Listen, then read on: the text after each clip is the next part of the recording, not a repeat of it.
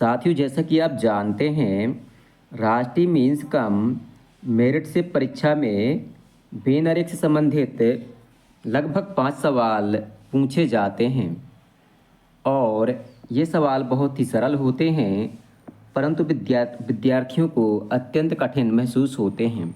तो आज हम जानेंगे कि बेनरेख के सवाल हम किस प्रकार से हल करेंगे। इस संबंध में एक वीडियो हमने पहले से अपने चैनल पर अपलोड कर रखा है। ये बेनरेख का जो है दूसरा भाग है। तो आइए साथियों, देखते हैं बेनरेख के प्रश्न और उन्हें हल करने के आसान तरीके।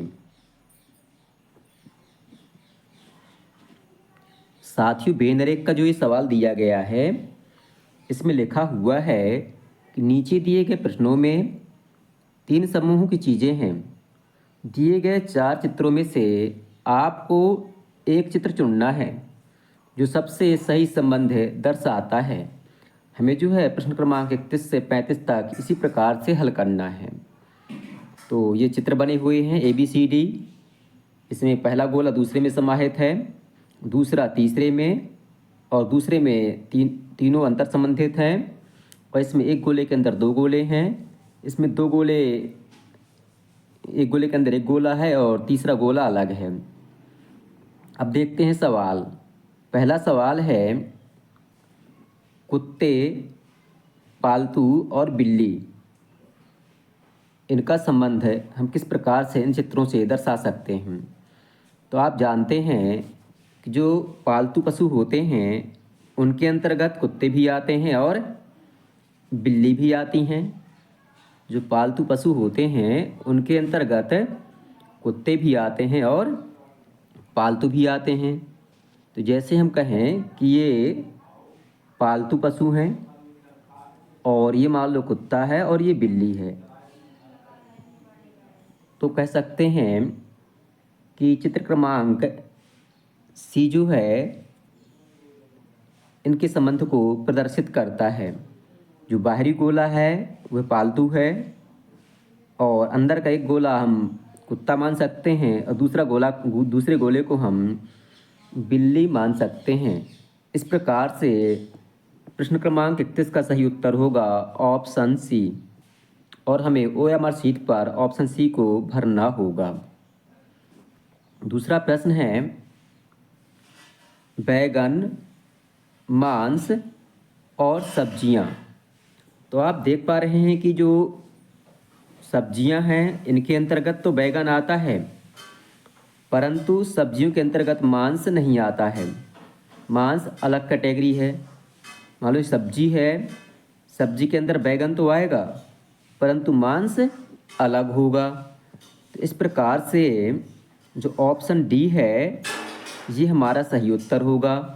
जो बाहरी गोला है ये सब्जियों को दर्शाता है और जो आंतरिक गोला है ये बैगन को और ये मान लो मांस को प्रदर्शित करता है। तो इस प्रकार से 32वें प्रश्न का सही उत्तर होगा ऑप्शन D। अब देखते हैं अगला प्रश्न। इसमें दिया गया है बहुभुजी, चतुर्भुज और समचतुर्भुज।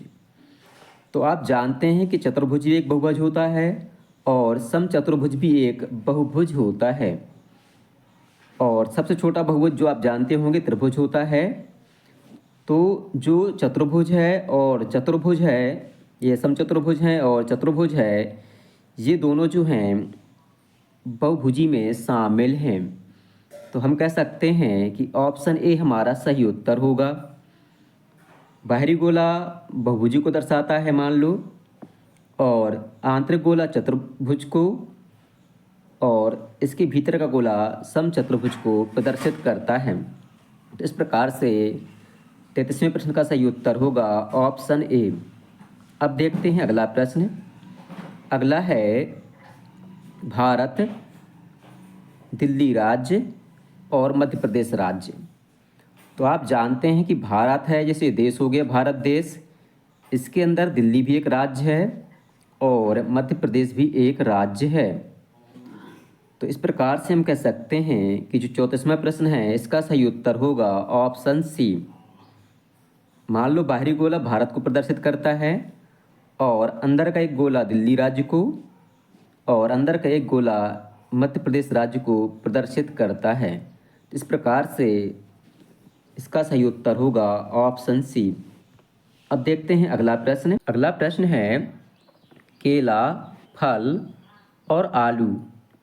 आप जानते हैं फल के अंतर्गत केला भी आता है, परंतु आलू एक सब्जी है, ये फल के अंतर्गत नहीं आती।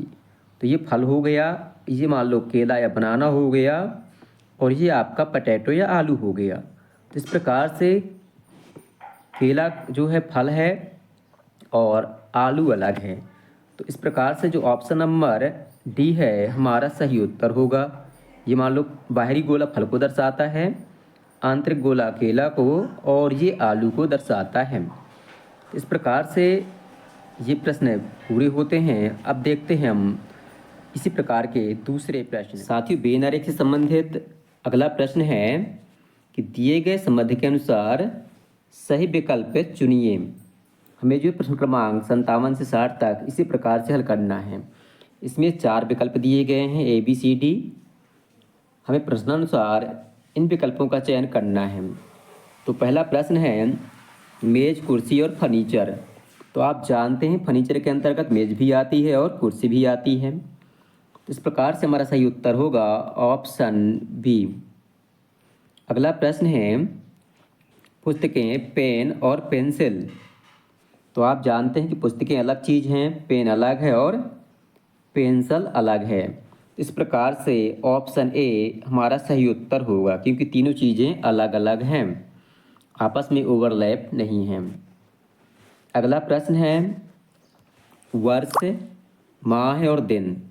तो आप जानते हैं दिन से मिलकर माह बनता है, यानी कि 7 दिन से मतलब सप्ताह, सप्ताह से फिर माह बनता है, 30 दिन का माह होता है, माह से मिलकर वर्ष का निर्माण होता है। तो इस प्रकार से जो ऑप्शन सी है हमारा सही उत्तर होगा।